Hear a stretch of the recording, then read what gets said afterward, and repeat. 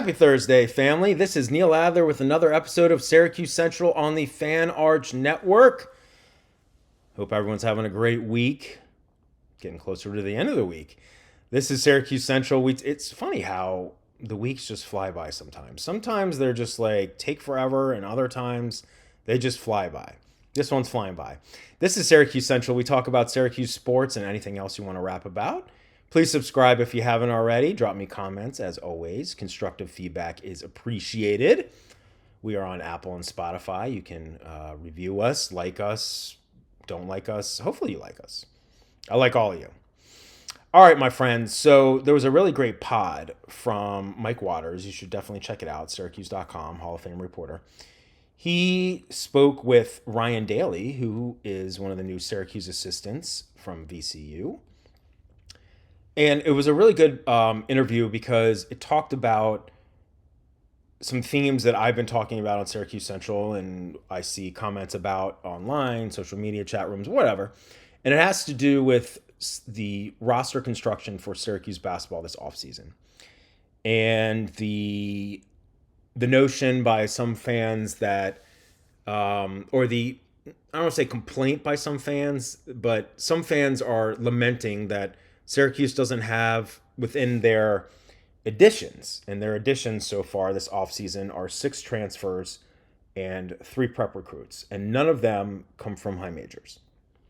Obviously, the prep recruits, they're not coming from any major because they're incoming freshmen. 2 of them are overseas, and one is Ryan Mesh, the Central New York native from the Cushing Academy. But the 6 college transfers, all from mid-majors. 3 from Siena, 1 from McNeese State, 1 from Appalachian State, 1 from Temple. And in essence, what Coach Daly talked about is that their strategy, by and large, focused on, with the transfers, how much they played last season and their production, more importantly than where they played. I'm obviously paraphrasing and dumbing it down, so to speak, and I thought that was important because, look, if Syracuse could have afforded a bunch of, high major transfers who had a lot of production last season, great. But I don't think that was necessarily realistic, and they're also building a roster to fit Jerry McNamara's culture, whether it's being gritty and tough, playing hard defense, competing hard, never taking a play off. Certainly they want guys that have talent, and I think they have guys with talent. They want guys that just fit the mold of frankly, the kind of player Jerry McNamara was and what he was, building at Siena the last 2 seasons. So it resonated with me because it kind of, Coach Daly's comments kind of, for me, reiterated what I've been kind of preaching. And look, I could be completely off, and I'm not saying I know everything about everything. I don't. But I have been stressing that given the context of Syracuse basketball has struggled in recent seasons, they haven't made the tournament since 2021, 2 straight losing seasons, 3 out of the last 5. Recruiting is just so much. They have a new head coach, a new staff, all that. We don't know the money situation. They're probably okay, but obviously not top line.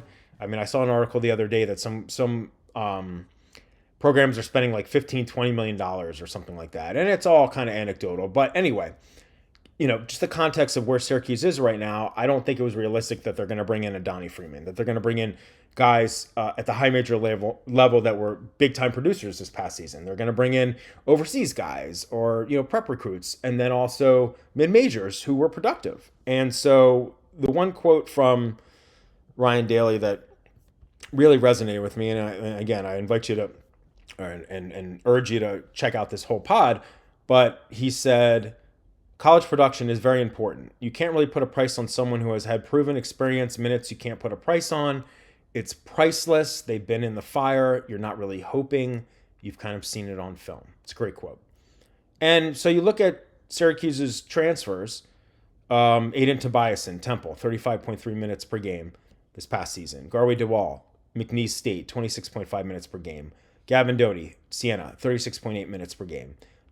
Tasman Goodrick, 23.3 minutes per game, but he only played 9 games at Siena this past season due to an injury. Luke Wilson, Appalachian State, 28.1 minutes per game. Francis Fulifax, Siena, 28.1 minutes per game. Now, of course, guys playing a lot of minutes doesn't necessarily mean anything if they're not producing, but I think these guys in different ways have produced. And so, and the other thing I'd like to point out is that of 7 out of the 9 guys that they brought in, 6 transfers, 3 prep recruits, are rated, 7 of those guys are rated 4 stars by at least one recruiting service. Goodrick is a 3-star transfer. And then Sibby, the center who we talked about Wednesday on Syracuse Central, he's gotten a lot of, high praise in terms of, where he is from international experts. So again, on paper, it's not that bad of a roster. And they're constructing it given the context of where recruiting is in the sport, where Syracuse is as a program, a new head coach and all that. I think this is a pretty solid roster on paper, and Coach Daly, again, just kind of reinforced what I've been kind of thinking. And that doesn't mean I'm right, doesn't mean he's right. And people that are frustrated about, no high major transfers, I mean, that's understandable. We'll see what happens on the court, but it was an interesting interview with Coach Daly, and he's, high on the roster. Of course, he's, supposed to say that because he's a coach for Syracuse. But it's an intriguing roster, and as I've said recently, I'm just going to be fascinated by how it all kind of fits together. All right, Syracuse women's hoops got another commitment on Wednesday. Emily Rodriguez, a sophomore wing at Iowa, who didn't unfortunately play that much this past season due to an injury. She's from the Dominican Republic, but she is going to transfer to Syracuse. She's 6 foot. And like I said, she's a guard / I guess small forward. She only played in 6 games for Iowa out of the Big Ten this past season. But in those 6 games, she averaged 14.2 minutes, 7.2 points per game. I mean, that's pretty good. But what resonated with me more is her freshman season. She was on the All Big 12 team, All Big 12 freshman team when she was at UCF. She averaged 26.4 minutes, 11.9 points, 5.3 rebounds, 1.4 assists, and 1.4 steals per contest. She hit on just under 41% from the field, 33% from 3, and 75% from the free throw line. She was a really, really good prep prospect in South Florida. One season, according to Cuse.com, the press release, she averaged 26.5 points, 15.5 rebounds, and 5.5 assists. That's pretty impressive. So, look, we'll have to see. I mean, I hope she'll be fully healthy. We'll have to see how that, shakes out. But it looks on paper like a nice pickup based on prior production before she got injured. And she is a high major transfer. Obviously didn't produce a lot last year because she didn't play a lot. But she'll fit in terms of Syracuse's women's basketball's transfer class.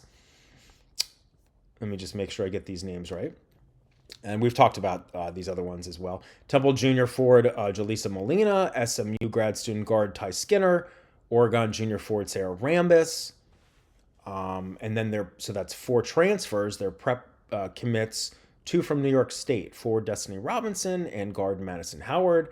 Uche Azoche, the freshman center, ACC rookie there this past season, is returning. So is sophomore wing Shai Hawkins.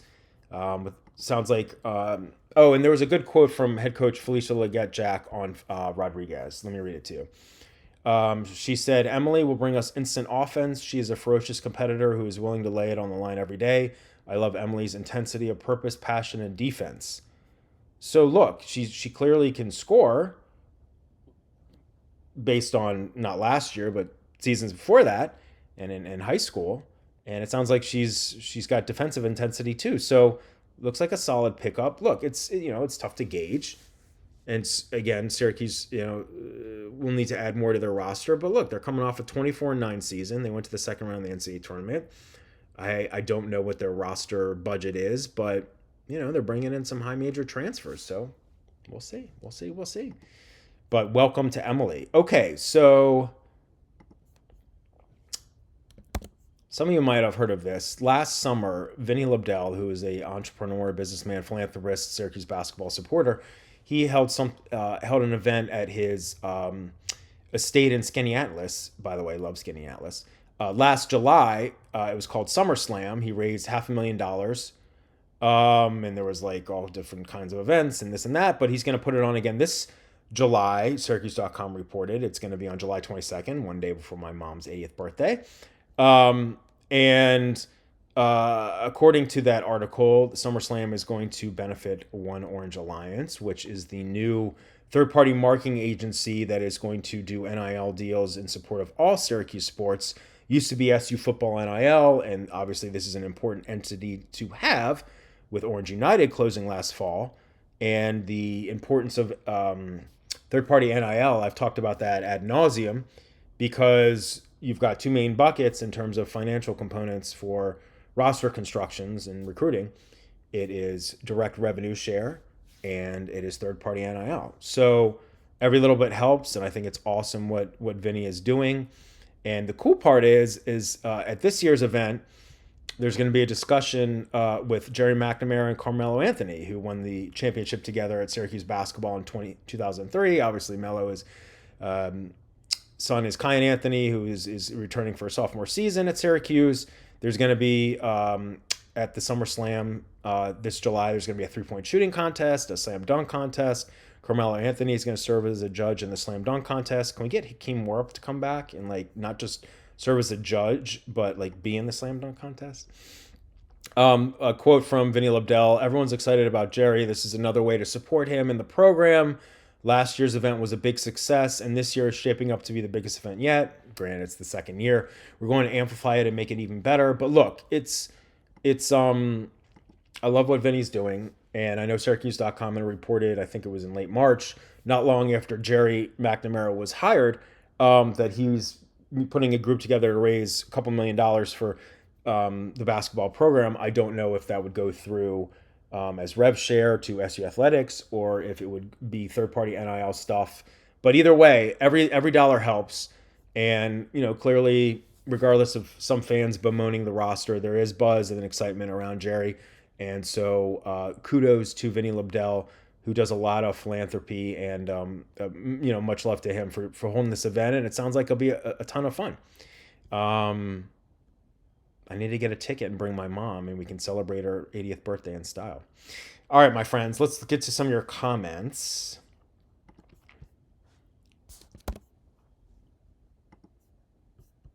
From Wednesday.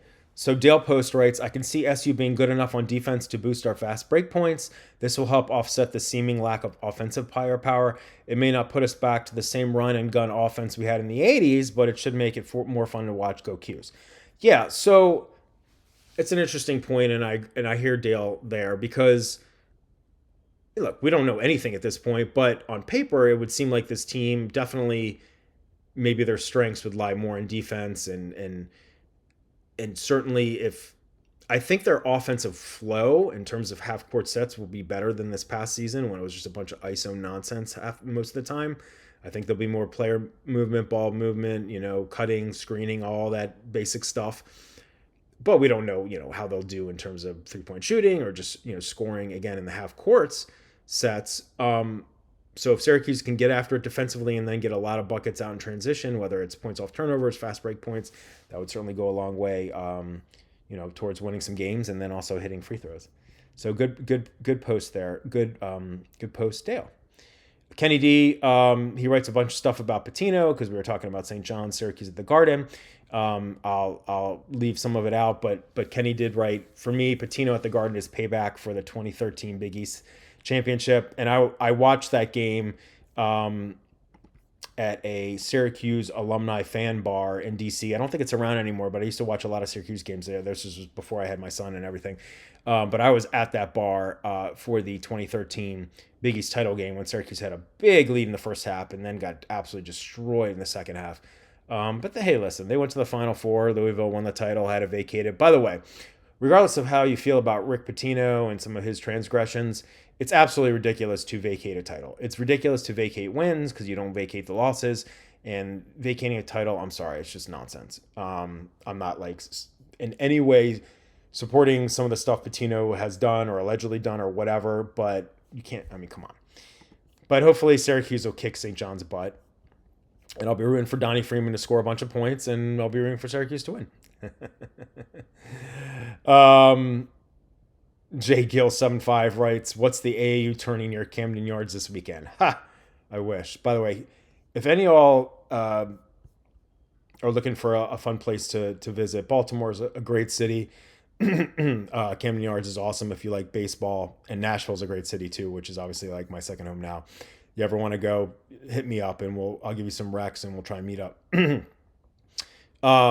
Peace Love writes, don't sleep on Sibby. He's not a project like I initially thought. I believe both he and 3M will play more significant roles than our recent international players like Mastorovich or Luke Fennell. Yeah.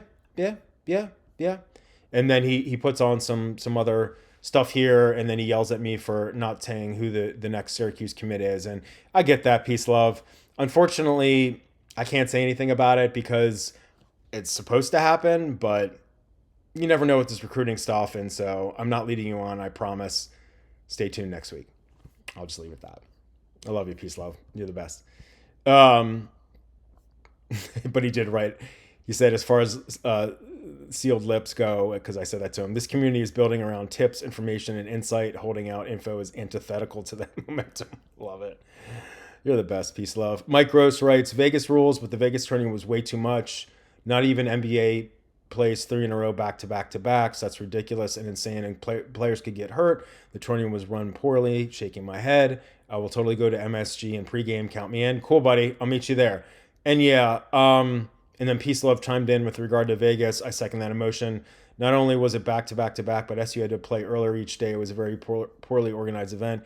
Yeah, like the allure of the players era, definitely I was like all about initially, especially because it's like an NIL driven thing.